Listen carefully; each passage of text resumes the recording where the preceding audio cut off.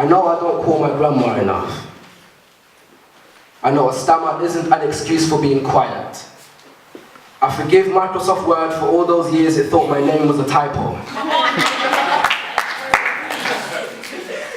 I know Skepta is one of the best rhyme MCs ever. I can spit 10 crack commandments better than Bible verses in a year or so. I don't want this to be the case.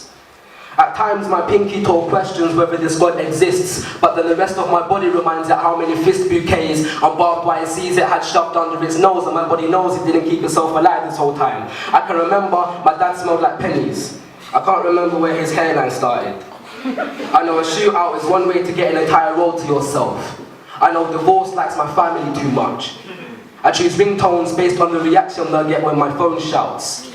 I find it scary that we sung the hook to Many Men by 50 Cent when we were only in year 5.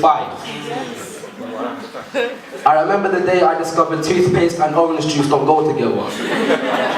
I don't think it's a coincidence a gunshot sounds like a knock on a giant hollow door.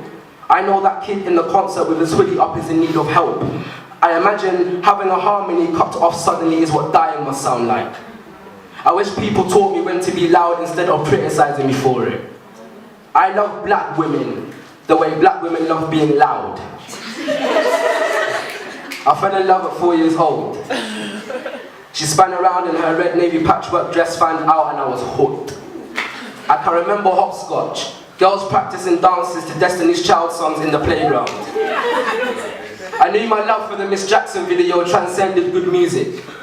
Andre and Big Boy were teaching me to embrace my track house dialect without letting it define me. So if I like having long hair and quiet nerdy girls who wear coast over dresses, it's quite cool for me to take them to benches on warm melanin sunsets and write poems on bricks that were thrown through her window. And say, on the oak tree, I hope we feel like this forever, forever, forever, ever.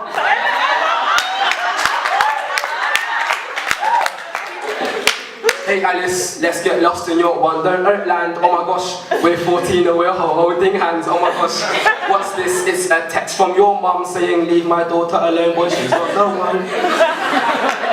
I saw that same girl last summer at a poetry reading and her lips were still a mating call.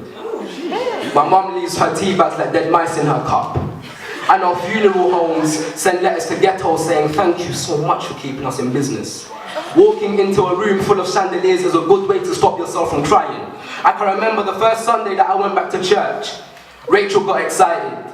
We had this funny husband and wife thing going on. She said, Kareem, I got a new phone, do you want to give me your number? And I said, I do not want to give you my number. And when she died 5 days later, I could only look at the ground while I walked. I noticed the screws in everything. Is it okay to miss your friend's funeral if you're mimicking their life, sweating in a room, showing kids how to make people care with a throat and a microphone? I don't know what to say to a piano player that just lost his sister. He's always had to make music for other people's words. Maybe he needs us to give him some silence. Nowadays, I'm speechless around him. I know how to mix people's tears into laughter cocktails. When I scare fragile old white women, I like to think I've shot a few more seconds of life into them. I look into camera lenses and think, yo fam, your teeth are yellow. But it's cool, because you're meant to have a mouth full of gold. I imagine kissing a girl with a cleft lip is like saying a word with a missing syllable. Collindale police station faces my home like a horny adolescent from a bedroom window. The feds blow kisses wrapped in blue siren song and we always run away like it's a game of kiss chase. My home's best-selling product is an escape route. My home says people fall in love with me when they want to escape and I'm so good at hiding them that they never come back. My home is the definition of beautiful in the sense that you will not agree with me. If my father had to write me a poem, it would be as long as Michael Jordan's arm in Space Jam. He says, Kareem, one day you will get a marriage proposal from someone with many tombstones.